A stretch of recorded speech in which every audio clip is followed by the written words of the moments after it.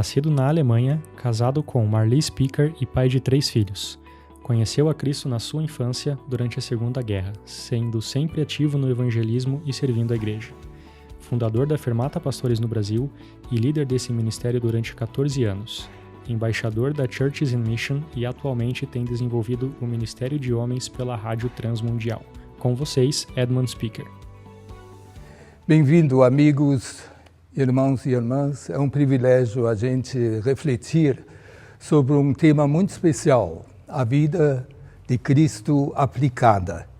É um assunto fundamental e nós vamos considerar ele de diversos aspectos, mas vamos começar no começo. Cada um de nós nasceu algum dia em algum lugar, senão não estaríamos aqui. E assim como nós nascemos fisicamente, também precisamos nascer espiritualmente, para realmente entendermos e comunicarmos com Deus. Jesus mesmo disse, a não ser se alguém nasce de novo, ele não pode ver o reino de Deus. O novo nascimento é um milagre. É o maior presente que Deus pode dar ao homem. A Bíblia diz que Deus, sendo rico em misericórdia, por causa do grande amor com que nos amou, e estando nós mortos em delitos, nos deu vida juntamente com Cristo. Pela graça sois salvos. É um ato de fé em Cristo, que um filho de Adão, morto em delitos e pecados, se torna um filho de Deus. Ele recebe uma nova identidade, porque a Bíblia afirma que todos os que o receberam, deu-lhes o poder de serem feitos filhos de Deus, a saber, aos que creem no seu nome. Eu recebi esse presente quando tinha 7 anos de idade. Fui depois da Segunda Guerra Mundial. Eu lembro as cidades destruídas, nós tínhamos fugido por 5 meses os exércitos russos. Eu lembro aquelas noites de bombardeio, quando a gente se escondia no porão da casa. Depois os tanques, nossa, era uma situação horrível. E naquela situação de desespero, eu vi na vida da minha mãe que Jesus é real. Jesus era mais forte que as bombas, do que os tanques, do que a doença, a fome, a morte, e eu queria esse Jesus. E eu lembro o dia que Jesus entrou no meu coração. Que alegria! Que alegria! E eu queria contar a todo mundo o que tinha acontecido. E aquela alegria, ela está ainda aqui, depois de 74 anos. Imagina, vale a pena de começar com Jesus. E eu aprendi alguma coisa que, eu acho que aquela menina que aceitou Jesus falou muito bem. Ela, depois de aceitar Jesus, foi perguntado, e o que você vai fazer agora quando Satanás bate na porta do seu coração? Ela refletiu um pouco e aí ela disse, sabe o quê? Eu vou mandar Jesus atender a porta. E quando Satanás vê Jesus, ele vai dizer, perdão, eu me enganei. Até hoje eu estou pedindo Jesus atender a porta. Mas eu aprendi também a andar com Jesus. Isso é uma questão diária. Eu aprendi de confiar em Jesus. Aprendi que fé realmente é se abandonar nas mãos de Deus.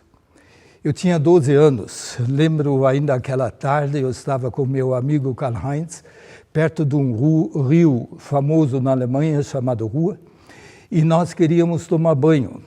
Eu não sabia nadar, ia ficar só na beirada do rio, mas o Karl-Heinz, com 11 anos, sabia nadar. Aí, quando ele pulou na água, com aquele salto elegante, eu disse, se eu soubesse nadar. Karl-Heinz voltou, olhou para mim e disse, Edmundo, você acredita que a Bíblia é a palavra de Deus? Eu disse, sim. Mas então, na Bíblia diz assim, se tiveres fé como um grão de mostarda, podeis transportar montanhas. Você não acha que é mais fácil crer e nadar? A lógica estava toda aí, né? E eu entendi que eu devia confiar no Senhor. Ele disse, então, deixa eu orar. Eu orei, disse, Senhor, eu sei que aqui é 3 metros de profundidade, mas eu confio que o Senhor vai me ajudar a nadar. E pulei. Eu só que, naquele dia, atravessei 6 vezes aquele braço de rio. E eu aprendi uma lição para a vida. Quando nós agimos em fé, nós nunca podemos cair mais fundo do que na mão de Deus. E Ele é fiel. Veja, tem mais uma coisa. Quando nós aceitamos Jesus, nós ganhamos realmente uma nova cidadania. Agora, deixa eu voltar um pouco. O crescimento espiritual é um processo. E o apóstolo Paulo, em Romanos 7, 8, ele fala sobre isso, como tem aquela fraqueza da carne. E só existe uma vida vitoriosa quando nós realmente permitimos que Jesus comece a viver a nossa vida. Isso é um processo e leva um tempo. O apóstolo Paulo chegou lá. Ele diz lá em Gálatas 2:20, eu estou crucificado com Cristo. E agora não vivo mais eu. Cristo vive em mim. E a vida que eu vivo na carne, eu vivo pela fé naquele que me amou e a si mesmo se entregou por mim. Nós podemos também viver esta vida substituída, não mais eu, mas Cristo em mim.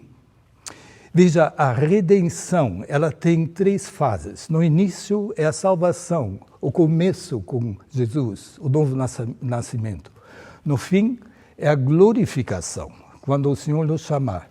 E no meio é a santificação, ou nós chamamos também de discipulado. Agora, quem é uma nova criatura em Cristo? E a Bíblia diz, se alguém está em Cristo, é nova criatura. Ele também ganha uma nova pátria. Sim, nós não somos mais deste mundo. Filipenses 3:20 diz assim, pois a nossa pátria está nos céus, de onde também aguardamos o Salvador, o Senhor Jesus Cristo. Eu gosto muito da história daqueles 2 italianos.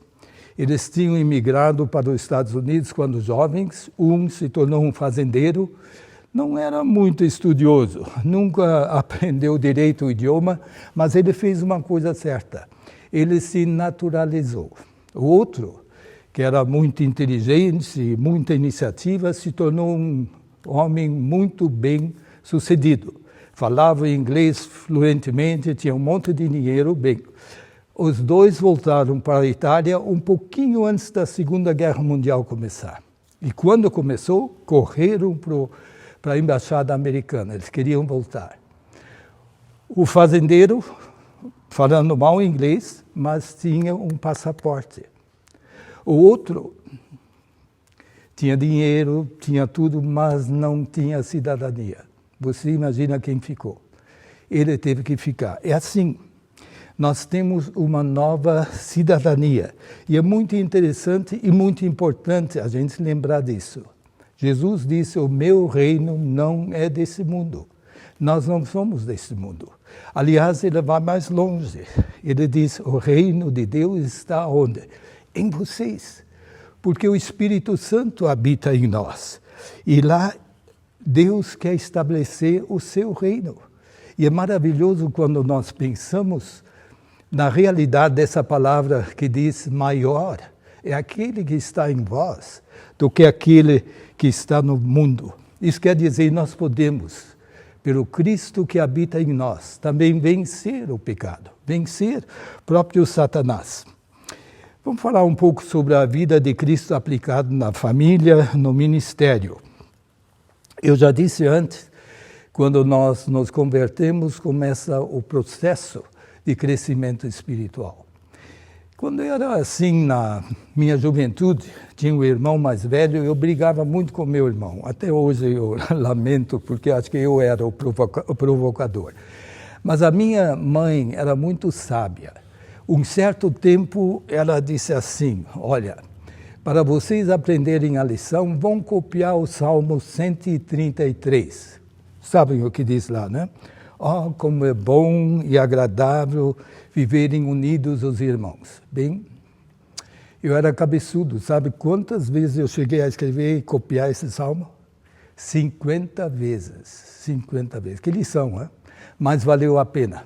Valeu a pena porque me ajudou muito no ministério. Com saudades, eu lembro o início da Rádio Transmundial, os primeiros 15 anos. Nós tínhamos uma diretoria unida, mas também espiritual. E eles queriam aplicar esse salmo. Então, nós não tínhamos decisão de maioria. Nós tínhamos decisão só com unanimidade. E se o assunto não era ainda maduro, tinha que esperar.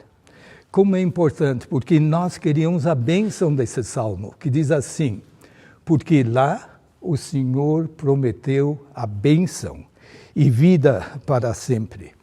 Hoje a Rádio Transmundial já tem mais de 50 anos e é bonito, lindo de ver como aquele espírito de união continua naquela equipe. Família. Eu tenho o privilégio de estar casado há 54 anos de lua de mel, com a minha melhor amiga. A Mali é fantástica. Quando nós casamos, eu sou alemão, então muito quadradinho, preto e branco, e ela é uma orquídea curitibana, toda colorida, cheia de vida. Então, a possibilidade de conflito existia, e a gente diz assim, vamos fazer isso. Vamos usar Efésios 4, versículos 26 e 27 como nossa base. E um princípio para o casamento. Lá diz assim: irai-vos, mas não pequeis. Não se ponha o sol sobre a vossa ira, para não dar lugar ao diabo. Eu achei que era a coisa mais fácil, porque a Maria é perfeita, eu sou bem intencionado, e ia bem. Agora minha sogra vivia conosco, mulher maravilhosa. Agora eu tinha duas mulheres brasileiras, finas, muito bem educadas, eu, aquele homem objetivo, direto. Então, de vez em quando, eu tinha que pedir desculpa. Às vezes, me sentia que nem elefante em loja de porcelana. Sempre eu. Mas tinha um dia que achei chega. Enfim, eu sou homem da casa e não pode sempre estar tão sensível. Tem que ser mais objetivo. E nós tínhamos tido chama o quê? Arranca-rabo, sei eu, assim uma discussãozinha. Aí a gente foi dormir. Já era escuro, nós morávamos no Rio. Da nossa janela se via o Pão de Açúcar e o bondinho estava subindo e descendo e eu estava contando o bondinho. E disse, não posso ceder de novo. Eu preciso me impor. Enfim, eu tenho razão. E olha, quase que abandonei o princípio. E de repente iluminou que nem uma tela no meu coração. Efésios 5:25. Vós, maridos, amai as vossas esposas como Cristo amou a igreja e a si mesmo se entregou por ela, para apresentar sem ruga, sem mácula. De repente, o que eu estou fazendo? Vou quebrar um princípio bíblico só por causa do meu orgulho? Eu estou errado. Aí olhei para o lado, pensei que Mali estava dormindo e disse, querida, me perdoe. Eu fui muito forte, muito rústico com você. Mas ela não estava dormindo. Ela já logo acordou e disse, não, querido, hoje é minha vez. Não, ele disse, é minha vez. Não, é minha vez. Quase. Não brigamos. Mas sabe o quê? Aquela noite eu aprendi a lição, que o amor não é, em primeiro lugar, um sentimento. O amor é um ato de obediência. Deus dá o sentimento depois, mas temos que aprender a obedecer. Vamos falar um pouco sobre a vida aplicada na liderança. Bem, desde os meus 27 anos eu estive em liderança. Primeiro fui diretor nacional da diaconia, então 3 anos depois me tornei o primeiro secretário executivo da Rádio Transmundial. E foi uma época maravilhosa. Aí passamos para o internacional e cheguei a ser um dos 3 vice-presidentes da Trans World Radio, da Rádio Transmundial. Viajava o mundo intensamente, era responsável por vários continentes.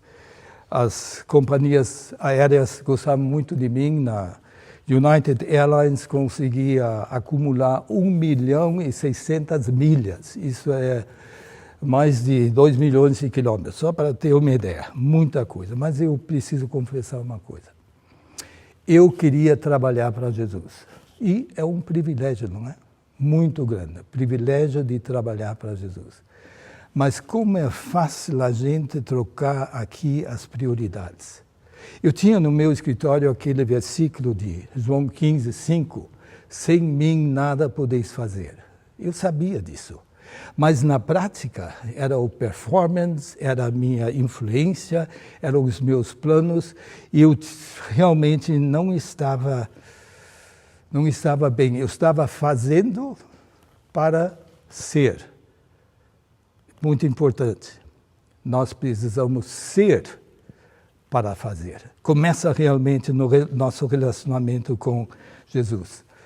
Não é um problema novo. Todos nós temos esse problema. Até a mãe de Tiago e João, na Bíblia, tinha esse problema. Ela já queria garantir o lugar dos dois irmãos, um à direita, um à esquerda do Senhor Jesus. E sabe o que ele disse para eles?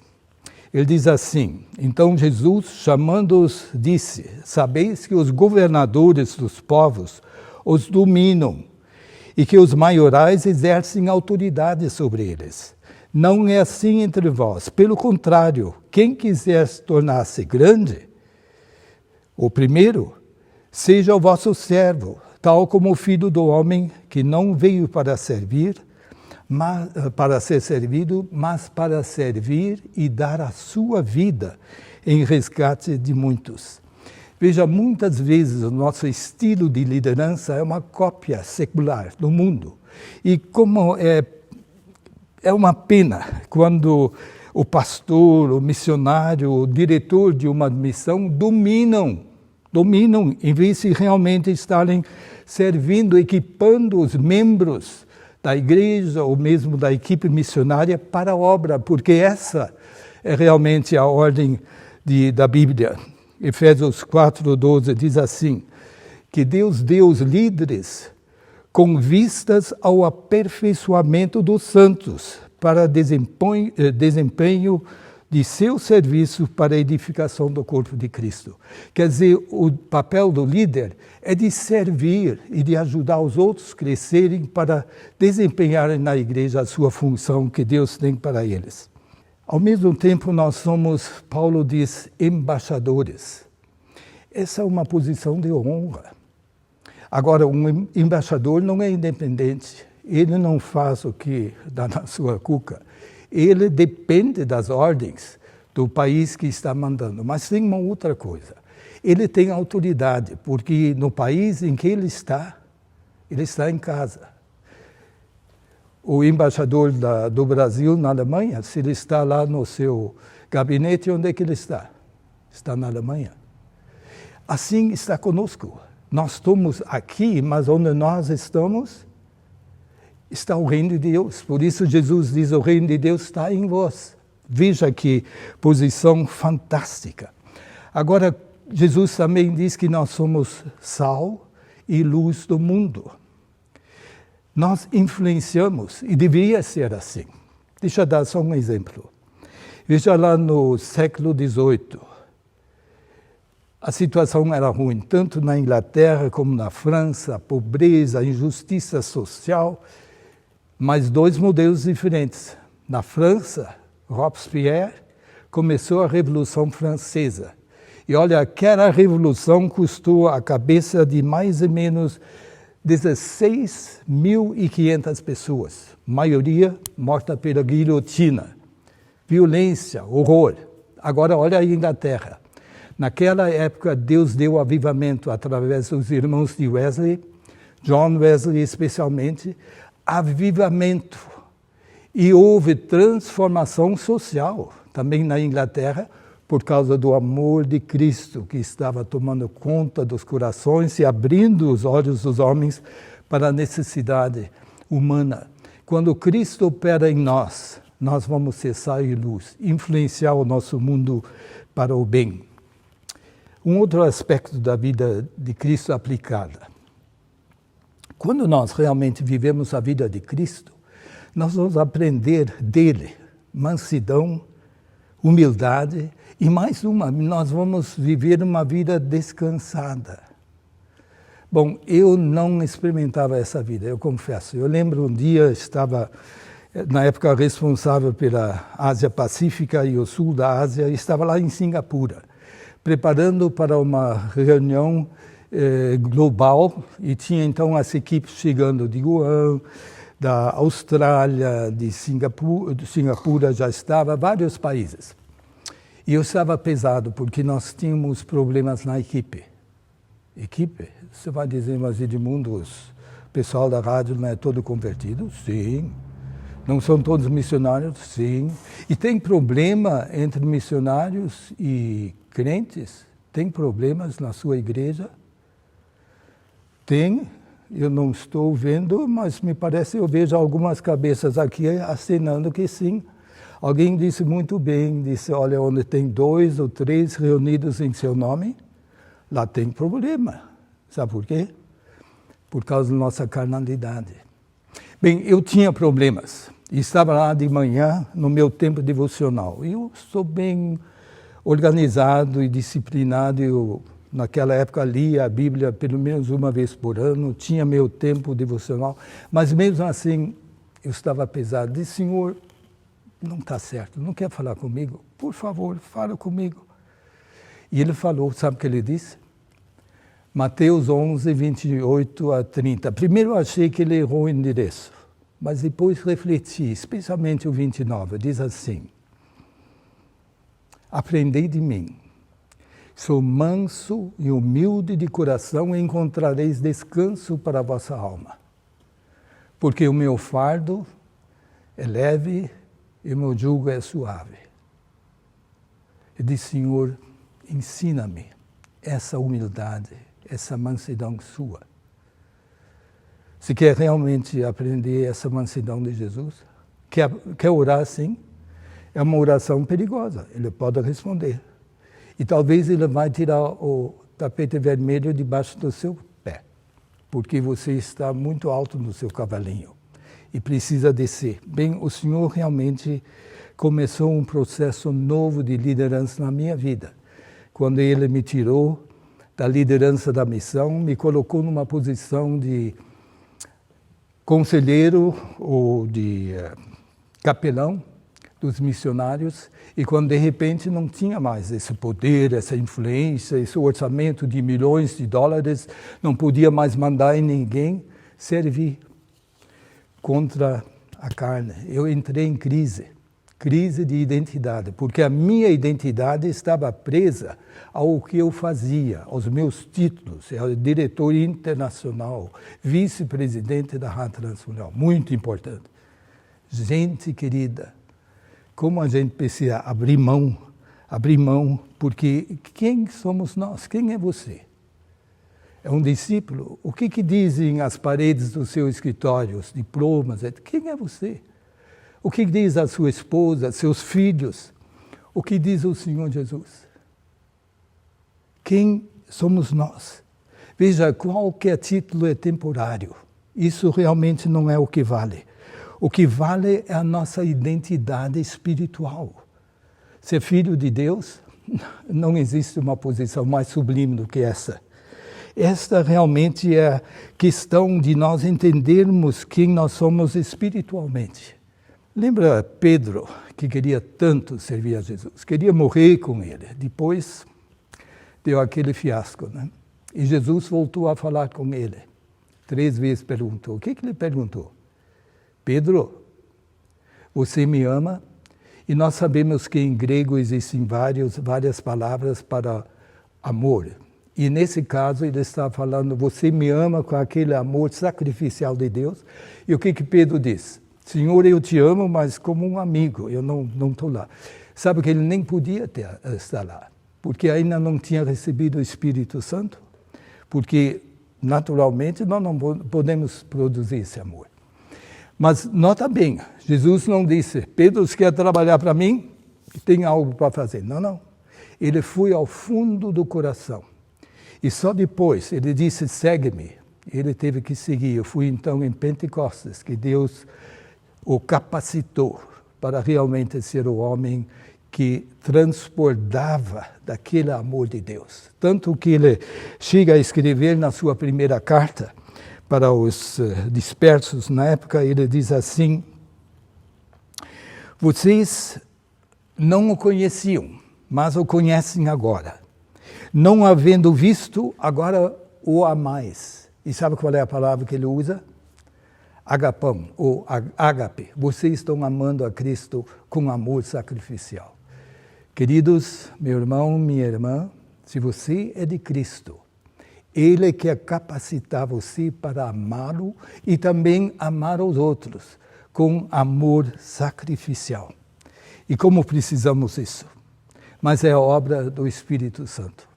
Não é simpatia, não é um esforço, eu vou ver se eu me comporto melhor. Não. É realmente você se transformar naquele homem que fica transparente para o Cristo que habita nele. A vida de Cristo aplicada significa obediência diária. Jesus diz assim, se alguém quer ser meu discípulo, como continua? Negue-se a si mesmo, tome a sua cruz cada dia e siga-me. Muita gente não entende bem essa questão da cruz. Não é a sogra, não. Essa cruz é a cruz de Cristo. É onde você morreu com Ele. Quando Paulo diz, eu estou crucificado com Cristo. Cristo tomou o meu lugar. Nós estamos, quando nós carregamos a cruz, aceitando realmente a nossa morte espiritual do velho Adão, mas também a ressurreição com Cristo no Filho de Deus.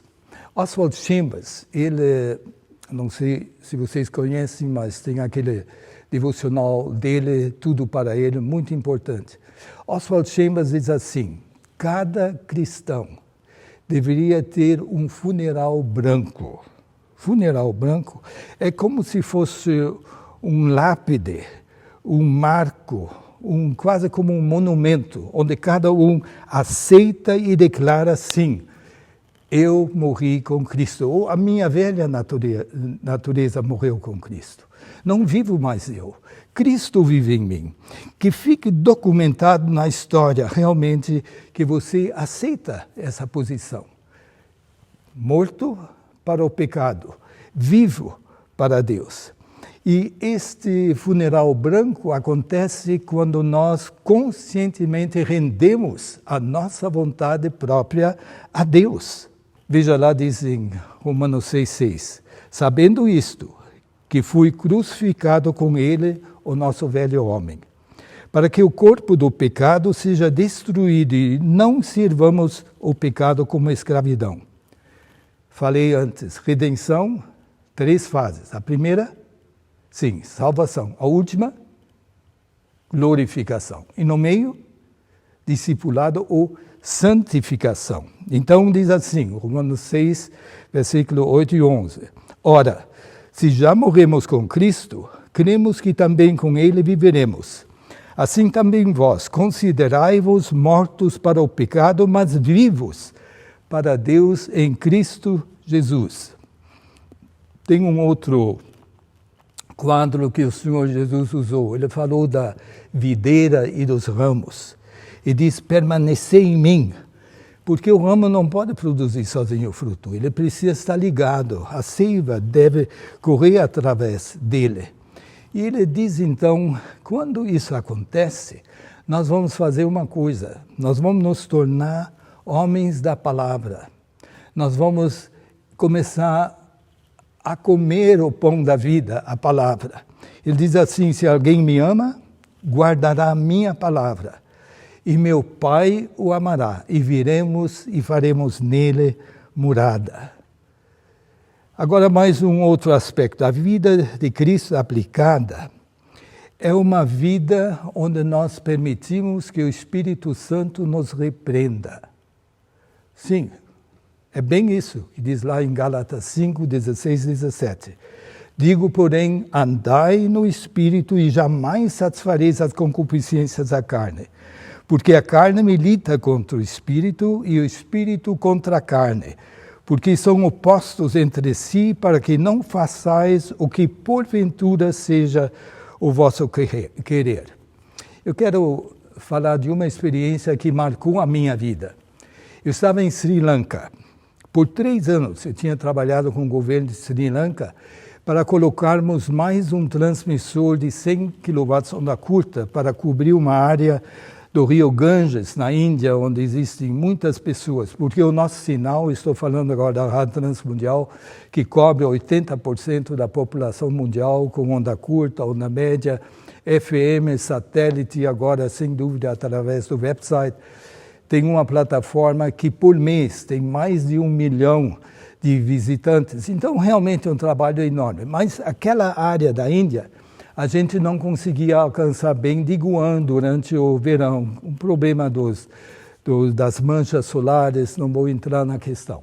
Então, nós queríamos construir mais um transmissor de 100 kW. Já tínhamos um outro de onda média, 400 mil watts, e olha, chegamos a até 80 mil cartas por mês só na Índia. Já imaginou? Coisa fenomenal.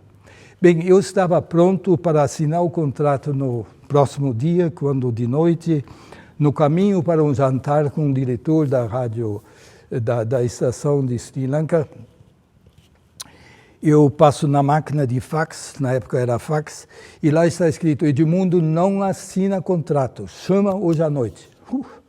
Agora vou me encontrar com o diretor e o que vou dizer?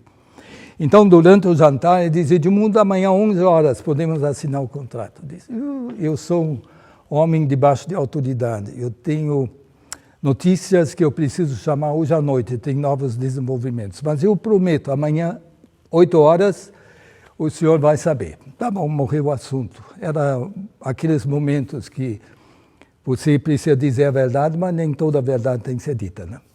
Quando voltei para o escritório, chamei Estados Unidos. Tenho fuso horário, para mim era noite, lá era de manhã. E lá estava o próprio presidente fundador da rádio, Dr. Fritz, dizendo: Edmundo não assina. Os russos estão em contato conosco, chegaram lá na Holanda, da Rádio Moscou, disseram que eles podem, com transmissores existentes, vendendo tempo de radiação, alcançar aquela área. Agora, aí estava lá, não foi tudo tão claro logo de início. Eu achei que nós estávamos arriscando muito. Isso foi em 1992, Rússia ainda estava em muita confusão e eu dizia: quem pode confiar nos russos? Gente, nós estamos arriscando muito, 3 anos de negociação, nós temos esse transmissor de 400 mil watts na média, nós temos aquela audiência enorme que ele era que nem uma estação local até Nova Delhi. Não podemos arriscar. E fui a discussão. De repente deu aquela luz. Salmo 133, o que diz? Vede como é bom e suave quando os irmãos são unidos. Eu notei que eu não podia puxar mais. Enfim, eu estava falando com o presidente. Então diz: olha, doutor Fritz, eu me submeto, se o senhor acha, mas por favor me dá a chance de mostrar todos os argumentos. Eu vou lhe mandar hoje à noite uma lista dos prós e dos contras. Fui no escritório, fiz a lista 2 horas da madrugada, mandei embora, fui lá fora e orei. Disse: Senhor, o que está acontecendo? É confusão do diabo? Ele muitas vezes faz isso, né? A coisa parece certa e de repente vem alguma coisa. O senhor está falando, fala comigo. Sabe o que ele me falou? Veio que nem uma voz: Edmundo, você odeia os russos. Nós tínhamos fugido os russos 5 meses. Eu sei das mais de 1 milhão de mulheres alemãs que foram violentadas por soldados russos. Eu tinha um bloqueio, não tinha decidido odiar, mas eu estava bloqueado. E o que diz a Bíblia? Amai os vossos inimigos. Então eu tive que dizer: Senhor, me perdoe, me dá amor que eu não tenho. Foi 4 horas da manhã quando eu entrei na cama, pus o despertador para estar acordado às 6, porque eu queria ter meu tempo devocional, porque às 8 ia chamar, no meio ainda teria a resposta. Como eu leio a Bíblia em sequência, naquela manhã eu estava em Jeremias 33. E o versículo 3 como que pulou e dizia assim: clama a mim, eu responderei, e mostrar-te-ei coisas grandes e maravilhosas que você não sabe. Que Senhor, acho que é para mim. Quando eu fui na máquina de fax, de fato estava lá: Edmundo não assina contrato. Vai para a Europa, possivelmente para Moscou, mas não assina contrato. 8 horas chamei o seu Correia e disse, olha, infelizmente não dá para assinar, eu preciso ir para a Europa, mas eu prometo, até dia 15 de janeiro o senhor vai ter uma resposta. Dia 9 de janeiro eu estava em Moscou. Eu lembro entrando no escritório do diretor da Rádio Moscou. Eu senti como que entrando na história. A Rádio Moscou, a mais potente emissora do mundo, com 20 centros e 5 milhões de watts por centro. Quer dizer, 100 milhões de watts, dizendo ao mundo o quê? Em 136 idiomas. Deus está morto. O comunismo é a solução.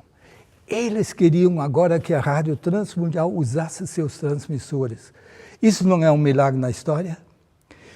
Olha, eu preciso encurtar que o tempo não dá para contar tudo, eu conto no meu livro, lá foi assim, mas o resultado de tudo isso foi nós começamos a transmitir, isso foi em janeiro, em junho, com um programa de Irkutsk na Sibéria, com potentíssimos transmissores e antenas para aquela área. Foi que nem uma estação local. E mais uma, Deus abriu a Rússia, que por anos nós irradiamos através de redes de FM a 900 estações locais. O Evangelho foi levado à Rússia. Agora, com Putin no poder, tudo isso mudou. Mas, gente querida, Deus pode nos mostrar coisas grandes e ocultas que nós não sabemos. Agora, se nós somos de Cristo, se a vida aplicada realmente funciona, nós temos autoridade. Nós temos autoridade. Geração 79, talvez um ou outro ainda lembra. Maior congresso de jovens do Brasil, com 4.100 jovens, 450 pastores. Eu acabei sendo parte da diretoria e estava naquele dia como único diretor. Fui o segundo dia no AMB, aquela área enorme de exposição em São Paulo, quando alguém chega correndo para o nosso escritório dizendo a comida está estragada. Olha, a comida estragada, e não é que o fornecedor tinha fornecido comida dentro de estiroform, diretamente em contato com maionese, aquilo oxidou, deu um cheiro horrível. Quando eu estava caminhando para o alto-falante, eu senti como se Satanás estivesse atacando aquele evento. Imagina, naquele dia estávamos esperando o jornal, rádio, televisão. Estava esperando, já estava marcado. Já pensou, era o que o diabo queria. Fazer realmente um pandemônio, uma confusão. Letras garrafais, próximo dia. 4.000 jovens sendo envenenados. E imaginou os pais? Eu senti que era Satanás querendo atacar. E quando peguei o microfone, eu disse, gente querida, a comida está estragada, fazem um montão lá fora com as caixinhas lá de isopor. E eu prometo, em nome de Jesus, em 1 hora vocês vão ter comida. Minha esposa Amalie era responsável pela sala de imprensa, ela me ouviu e pensei, coitado, acho que ele pirou. Mas eu tinha que dizer isso. Chegou correndo o Volney Faustini, ele era o tesoureiro, disse, Volney, você tem dinheiro? Tem. Veio mais um pastor americano, Bill Fawcett, precisa de ajuda? Sim, tem carro? Tá.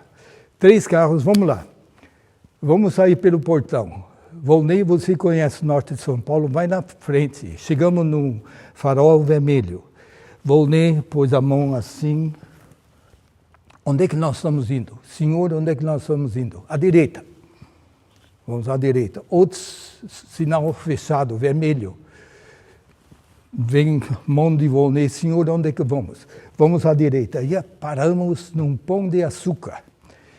E eles dizem, Edmundo, vamos entrar? Vamos.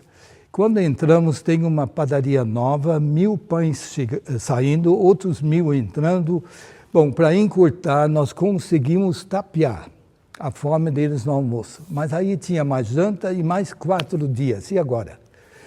Nós estávamos trabalhando os telefones, Mali, e o outro. Chegamos a fazer contato, a Mali fez contato com uma firma que fornecia 15.000 refeições diárias, industriais. E a dona, o nome era Gertrude, era de Blumenau, alemãzinha, disse, que negócio é esse? E a Mali, que sabe lidar com o alemão, explicou, ela disse, eu quero ver. Ela veio lá para ver à noite, mas no ínterim, Deus tinha feito uma transformação. Nós notamos que Deus estava querendo nos ensinar algo, porque na quarta estanza do nosso hino oficial, Unidos em Cristo, dizia assim, estamos unidos em jejum e oração. Ninguém pensou que Deus ia ouvir o nosso canto, né? Mas Ele ouviu e mandou um momento que não tinha comida. E Deus deu um avivamento. Foi uma coisa incrível, os jovens em grupos orando, cantando. Quando a dona Gertrude chegou, ela diz, onde é que eu estou? Eu pensei que tinha jovens rebeldes e isso é São Paulo? Ela ofereceu de nos servir para o resto do congresso. E ela mesma servindo os jovens. Deus ainda hoje pode alimentar 4.000 jovens. Eu quero chegar mais para o fim. Gente, nós temos em Cristo uma posição privilegiada. Nós somos filhos do Rei dos Reis.